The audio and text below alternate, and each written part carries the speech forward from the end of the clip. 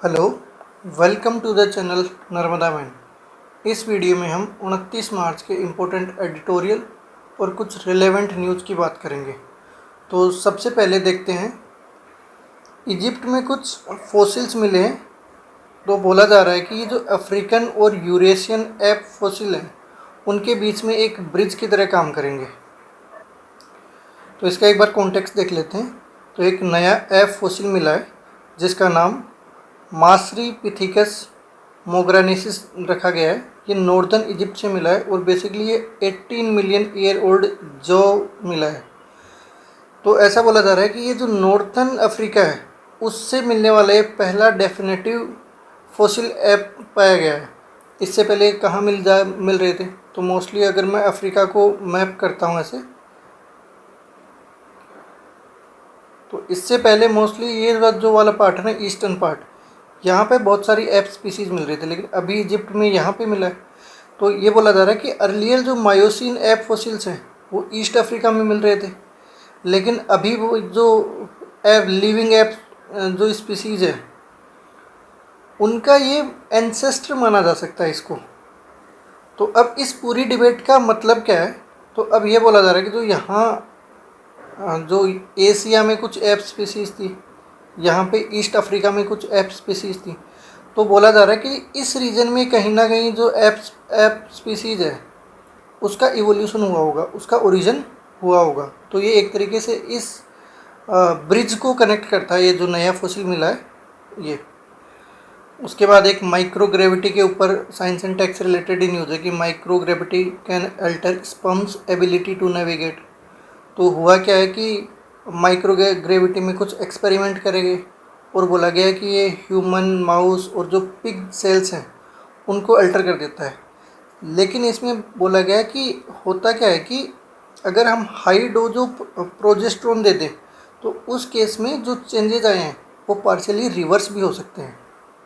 तो इस सब का सिग्निफिकेंस क्या है कि जो प्लान्ड मिशन है, जैसे मून पे हो गया, मार्स पे हो गया, तो इनका रिप्रोडक्टिव प्रोसेसेस पे क्या फ़र्क पड़ेगा उसको हम पता कर सकते हैं। तो ये फाइंडिंग उससे रिलेटेड है। उसके बाद दो आर्टिकल आए हैं, एक तो एससी स्टेटस को लेके जो ऑलरेडी हमने प्रीवियस एडिटोरियल में डिस्कस कर लिया था, और दूसरा इंडिया के जो न्यू एनडीसी टारगेट है तो उसको भी हम ऑलरेडी 2-3 वीडियो में डिस्कस कर चुके हैं, तो इनको हम आज स्किप कर देंगे। लेकिन एक इम्पॉर्टेंट न्यूज़ है कि जो CAPF बिल है उसके रिगार्डिंग कंट्रोवर्सी हो रही है। तो ये कंट्रोवर्सी क्या है वो हम देख लेते हैं। तो हुआ क्या है कि जो CAPF बिल 2026 अभी राज्यसभा में रखा गया है, तो इसमें 50% पोस्ट जो IG लेवल पे, 60% जो पोस्ट ADG लेवल पे और 100% जो पोस्ट हैं स्पेशल डायरेक्टर या स्पेशल DG लेवल पे और DG लेवल पे, वो IPS ऑफिसर्स के लिए रिजर्व कर दी गई है कि जो IPS ऑफिसर डेपुटेशन पे जाएंगे वो इन पोस्ट को फिलअप करेंगे। देखो, अब पूरा कंट्रोवर्सी है क्यों, इसका अपोजिशन क्यों हो रहा है? तो बोला गया है कि अभी कोर्ट की एक रूलिंग आई थी उसको एक तरीके से निगेट कर रहा है। और यहाँ पे जो बेसिकली कंट्रोवर्सी है कि जो असिस्टेंट कमांडेंट से जो रिक्रूटमेंट होता है वो हाईएस्ट पोस्ट फिलअप करेंगे, या फिर IPS कैडर से जो डेपुटेशन पे लोग आते हैं वो फिलअप करेंगे। तो इसमें बोला गया है कि जो अपोजिशन में है, जो लोग अपोज कर रहे हैं वो आर्ग्यू कर रहे हैं कि असिस्टेंट कमांडेंट पे जो लोग ज्वाइन करते हैं CRPF में, वो 16 साल के सर्विस के बाद भी प्रमोशन पे उनको नहीं मिलता है, जबकि अगर IPS 3 या 4 प्रमोशन उनको सेम पीरियड में मिल जाते हैं। साथ ही बोला है कि 100% पोस्ट जो स्पेशल DG है उस रैंक की पोस्ट IPS ऑफिसर्स के लिए रिजर्व कर दी गई है बिल में। लेकिन यहाँ पे CAPF से लोग पहुँच सकते थे थ्रू प्रमोशन पहले, तो ये भी एक कंट्रोवर्सी है। लेकिन गवर्नमेंट का क्या आर्गुमेंट है? गवर्नमेंट बोल रही है कि CAPF नेशनल सिक्योरिटी से रिलेटेड फंक्शन करती है, तो ऐसे में स्टेट अथॉरिटीज़ के साथ कोऑर्डिनेशन अगर IPS ऑफिसर होंगे तो उस केस में ज़्यादा अच्छा होगा। तो एक बार हम देख लेते हैं, जो मई 23, 2025 को सुप्रीम कोर्ट ने एक ऑर्डर पास किया था उसके रेस्पॉन्स में बिल लाया गया है। तो वो ऑर्डर में क्या बोला गया था? तो इसमें बोला गया था कि जो डेपुटेशन पोस्ट है IPS की सीनियर एडमिनिस्ट्रेटिव ग्रेड में, वो अगले 2 साल में प्रोग्रेसिवली रिड्यूस्ड की जानी चाहिए। तो जो कोर्ट का ऑर्डर था उसने बोला था कि जो आईपीएस का रोल है उसको कम करो, और साथ में बोला कि अगर group A officer of CAPF है, ये ऑर्गेनाइज्ड सर्विस का पार्ट है फॉर ऑल पर्पज़, की अलग से आईपीएस की ज़रूरत नहीं है। अब ये जो ऑर्गेनाइज्ड सर्विस है इसी की डेफिनेशन को लेके सारा इशू है। तो जो ऑर्गेनाइज ग्रुप ए सर्विस है वो क्या है कि कैडर बेस्ड सिविल सर्विस होती है, डिफाइंड हायरार्की होगी, पोजीशन होगा, कैडर कंट्रोल होगा। तो जनरली जो आईएएस हो गया या आईएफएस है, ये बेसिकली क्या है, ऑर्गेनाइज्ड ग्रुप ए सर्विसेज का पार्ट होते हैं।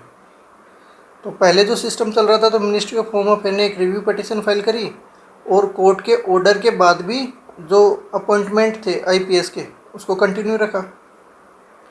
ऐसे में सीएपीएफ ऑफिशियल ने जो मिनिस्ट्री ऑफ होम सेक्रेटरी है उसके खिलाफ पिटीशन डाल दी कि वो ऑर्डर को इम्प्लीमेंट नहीं कर रहे हैं।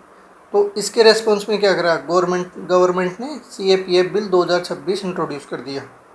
अब फटाफट एक बार सीएपीएफ भी देख लेते हैं। तो सीएपीएफ में 6 फोर्स होती है। पहला बीएसएफ जो पाकिस्तान और बांग्लादेश बॉर्डर को सिक्योर करती है। सीआईएसएफ में जो इम्पोर्टेंट इंडस्ट्रियल इंस्टीट्यूशंस हैं या क्रिटिकल इंस्टॉलेशन है उनके लिए होता है, जैसे एयरपोर्ट। सीआरपीएफ क्या करता है, ये एक तरीके से इंटरनल सिक्योरिटी को देखता है, लेफ्ट विंग एक्सट्रीमिज्म को देखते हैं। एसएसबी बेसिकली नेपाल और भूटान के अराउंड होता है। आईटीबीपी चाइना के अराउंड होता है। तो अभी एज ऑन डेट क्या है, 213 सैंक्शन पोस्ट हैं सीएपीएफ में। किसके लिए, आईपीएस के लिए। और कंट्री में बात करें तो लगभग 4,500 आईपीएस ऑफिसर इस टाइम वर्किंग है, जिसमें से 40% सेंट्रल डेपुटेशन पे रहते हैं और 60% स्टेट्स को लोकेटेड रहते हैं। अब रिसेंटली एक जो अवेलांचेस इंसिडेंट्स हैं वो देखे जा रहे हैं। तो 7 लोगों की इसमें अभी तक डेड पाए गए हैं। तो जो जोजिला पास है वहाँ उसके आसपास जो रोड है वहाँ पर देखा जा रहा है कि जो अवेलांचे इंसिडेंट है वो बढ़ गए हैं। इसकी एलिवेशन कितनी है, लगभग 2500 मीटर है। और ये एक तरीके से जो लद्दाख कश्मीर एक्सेस है उसके अराउंड ट्रैफिक रेगुलेशंस में काफ़ी इशू आ रहा है। तो एग्जैक्टली हम देखें तो श्रीनगर लेह नेशनल हाईवे है नियर जोजिला पास, वहाँ पे मल्टीपल अवलांचेस देखे गए हैं। अब एक रिसेंटली ट्रंप और मोदी के बीच में बात हो रही थी, लेकिन उसके बाद क्या है, यूएस मीडिया ने रिपोर्ट किया है कि एलन मस्क भी इस कॉल में प्रेजेंट थे। तो अब ये कंट्रोवर्सी खड़ी हो गई है कि जब 2 स्टेट्समैन किसी कॉल में डायरेक्टली इन्वॉल्व हैं तो एक प्राइवेट पर्सन क्यों ऐसी कॉल में इन्वॉल्व था। तो ऐसे में एक बार एलन मस्क का हम देख लेते हैं। तो ये ओनर है किसके, टेस्ला के, स्टारलिंक और जो एक्स ट्विटर है उसके ओनर है। साथ में ही जो एलन मस्क को पहले अपॉइंट करा गया था किसके लिए, department of government efficiency dose के लिए इनको अपॉइंट करा गया था एज ए मिनिस्टर। लेकिन उन्होंने शुरू के 4 मंथ में ही मई 2025 में रिज़ाइन कर दिया था। तो उसके बाद से इनके पास कोई ऑफिशियल पोजीशन नहीं है यूएस गवर्नमेंट में। अब ये कुछ Catholic bishop conference of India CBCI इन्होंने बोला है कि जो FCRA बिल है वो एनजीओज के लिए ऑपरेशनल सर्वाइवल का खतरा प्रेजेंट कर रहा है। और इसका कॉन्टेक्स्ट क्या है, तो उनका मानना है कि ये एक तरीके से लाइसेंस रिन्यूअल है उसको डिनाई कर देता है। और इवन जो एनजीओ के फंड हैं, जो उनकी प्रॉपर्टी है, एसेट है, तो उसको भी कंट्रोल कर रहा है। तो सेंट्रल गवर्नमेंट का इतना इंटरवेंशन FCRA बिल के थ्रू ये एनजीओ के एग्जिस्टेंस के लिए, सर्वाइवल के लिए या ऑपरेशनल सर्वाइवल के लिए एक थ्रेट है। रिसेंटली जो नोएडा इंटरनेशनल एयरपोर्ट है तो एक ग्रीनफील्ड एयरपोर्ट है, तो इसको PM मोदी ने इनॉग्रेट करा है। तो इसका नाम नोएडा इंटरनेशनल एयरपोर्ट के नाम से रखा गया है। लगभग 11,200 करोड़ का ये प्रोजेक्ट था और 12 मिलियन पैसेंजर ये एनुअली हैंडल करेगा। तो इतनी इन्फॉर्मेशन अपने लिए सफिशिएंट है। रिसेंट में इंडिया का जो इकोनॉमिक डेटा है मार्च का, उसने दिखाया है कि एक तरीके से इकोनॉमिक जो मोमेंटम है उसमें वो थोड़ा मॉडरेट हुआ है। रीज़न क्या है, रीज़न बिल्कुल वेस्ट एशिया वॉर है। उसकी वजह से जो आउटपुट ग्रोथ है वो थोड़ी सॉफ्टन हो गई है, और जो डिमांड है उसमें भी हालांकि रेजिलिएंट है लेकिन वहाँ भी गिरावट देखी गई है।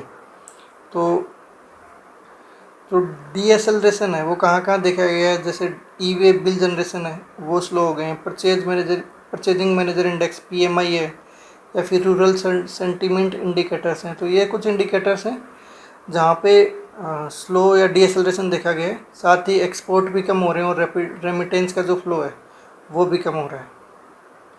अगर सेक्टर्स की बात करें तो जैसे टेक्सटाइल, लेदर, जेम, ज्वेलरी, तो इनमें भी कॉम्पिटिटिवनेस कम देखी जा रही है। रिसेंटली क्या हुआ है, जो स्पेनिश लीडर है तो उन्होंने जो स्पेन के प्राइम मिनिस्टर हैं पेड्रो सेंचेज, इन्होंने एक रिसेंट में टेलीविज़न इंटरव्यू दिया और उसमें ये बोल दिया कि जो गाज़ा में हो रहा है वो एक तरीके से जिनोसाइड है, और जो यूएस इज़राइल ने ईरान पे वॉर किया है वो भी इंटरनेशनल लॉ का वायलेशन है। और एक तरीके से जो वॉर ऑन प्रिंसिपल है उसको पब्लिकली रिजेक्ट कर दिया है कि हर कोई जो यूरोप की कंट्री थी वो यूएस की पॉलिसी फॉलो कर रही थी या उनका जो वॉर का नैरेटिव था उसको फॉलो कर रहे थे। तो इन्होंने बोला कि वॉर कोई तरीका नहीं है सॉल्यूशन निकालने का, और जो ये बाकी जितनी भी कॉन्फ्लिक्ट हो रही हैं वो इंटरनेशनल लॉज के अगेंस्ट। अब ये बोला क्यों था, तो रिसेंटली जो स्पेन है उन्होंने यूएस की जो मिलिट्री है उसको स्पेन में उनके जो मिलिट्री बेस हैं उनको यूज़ करके ईरान के ऊपर स्ट्राइक करने के लिए अलाउ करना बंद कर दिया। इसके रेस्पॉन्स में ट्रंप ने बोला है कि हम बिल्कुल स्पेन के साथ सारा ट्रेड कट ऑफ कर देंगे। तो एक तरीके से जो इकोनॉमिक प्रेशर है वो बनाने की कोशिश की जा रही है। तो कहीं ना कहीं ये आर्टिकल ये दिखा रहा है कि जो एक टाइम पे नेटो की कलेक्टिव सिक्योरिटी की बात होती थी और यूएस और जो यूरोप है उसको इक्विवेलेंट तौर पे देखा जा रहा था, अब उसमें कहीं ना कहीं डिवाइड दिख रहा है और जो यूरोप के अंदर से वॉइसेज हैं वो ट्रंप के खिलाफ या फिर यूएस गवर्नमेंट की पॉलिसीज़ के खिलाफ खुल के बाहर आ रहे हैं। अभी एक न्यूज़ है कि ट्रंप ने बोला है कि क्यूबा इज़ नेक्स्ट। तो ट्रंप भैया का पता तो कुछ नहीं है, पहले इन्होंने वेनेजुएला पे अटैक करा, उसके बाद ग्रीनलैंड लेके आ गए थे, उसके बाद इन्होंने अब नया फ्रंट खोल दिया, ईरान पे अटैक कर दिया, और अब बोल रहे हैं क्यूबा को इधर धमका रहे हैं कि हम भाई क्यूबा नेक्स्ट है। तो इसका कॉन्टेक्स्ट देख लेते हैं। तो ये कैरेबियन आइलैंड है क्यूबा। तो हुआ क्या था कि क्यूबा की जो गवर्नमेंट है वो ऑलरेडी प्रेशर फेस कर रही थी क्योंकि ट्रंप ने एक ऑयल ब्लॉकेड लगा दिया था जनवरी में। तो वहीं से थोड़ा थोड़ा बिल्ड कर रहे हैं कि अटैक करने के लिए पहले से कभी ब्लॉकेड लगा दे रहे हैं, कभी मिलिट्री बिल्ड कर रहे हैं कैरेबियन आइलैंड के आसपास। इसके अलावा देखें तो इन्होंने अभी जो स्टेटमेंट बोला है वो ऐसे ही मजाक मजाक में बोल दिया कि Cuba is next and by the way but pretend I didn't say that.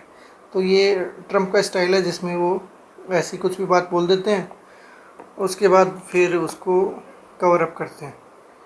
तो इंडिया में जो इसके बाद नेक्स्ट न्यूज़ है कि इंडिया में जो स्मार्टफोन पीएलआई लेके आए थे तो उससे काफ़ी बेनिफिट हुआ है। तो हमने कितनी जो सेल करी है उससे इस आर्टिकल में कंपेयर करा गया है। तो बोला गया है कि 2021 के बाद इंडिया ने लगभग 24 लाख करोड़ या 250 बिलियन इतने मोबाइल फ़ोन प्रोड्यूस कर रहे हैं। अब क्या हो रहा है, बोल रहे हैं कि भाई ये जो इंसेंटिव स्कीम आई तो थी लेकिन एक तरीके से जो इम्पैक्ट है वो आउटसाइज हो गया है इस कंपैरेटिवली जो इसका इकोनॉमिक सपोर्ट है। तो पीएलआई में लगभग 21,000 करोड़ का सपोर्ट दिया गया था, लेकिन जिस वैल्यू का हमने प्रोडक्शन किया है वो तो उसके कंपैरेटिवली तो जो 21,000 अमाउंट है वो सिर्फ 1% है, क्योंकि हम लगभग 24 लाख करोड़ इतना प्रोड्यूस कर रहे हैं। और बोल रहे हैं कि अगर मान लो ये तो सब कंपनी ने प्रोड्यूस करा है तो सबको तो बेनिफिट हुआ नहीं होगा, तो डायरेक्टली इस जो स्कीम से बेनिफिट पहुँचाना उनको भी, उनका प्रोडक्शन भी हम काउंट करें ना, कि जैसे एप्पल हो गया, टाटा इलेक्ट्रॉनिक्स हो गया, सैमसंग हो गया, डिक्सन हो गया, तो इनका भी जो प्रोडक्शन है वो जो गवर्नमेंट एक्सपेंडिचर है वो इनके प्रोडक्शन का भी ओनली 2% के आसपास ही है, क्योंकि इन्होंने ही 11 लाख करोड़ इतना प्रोडक्शन कर दिया है। तो जो पीएलआई स्कीम थी उसमें इनिशियल टारगेट्स क्या थे, तो ओरिजिनल गोल था हमारा 10 लाख करोड़ इतना हम प्रोडक्शन को पहुंचा देंगे और एक्सपोर्ट को हम 6.5 लाख करोड़ तक कर देंगे। तो ऑब्वियस सी बात है इससे हमने अच्छा किया है। तो आज का एडिटोरियल हम यहीं ख़त्म करते हैं। Thank you for joining.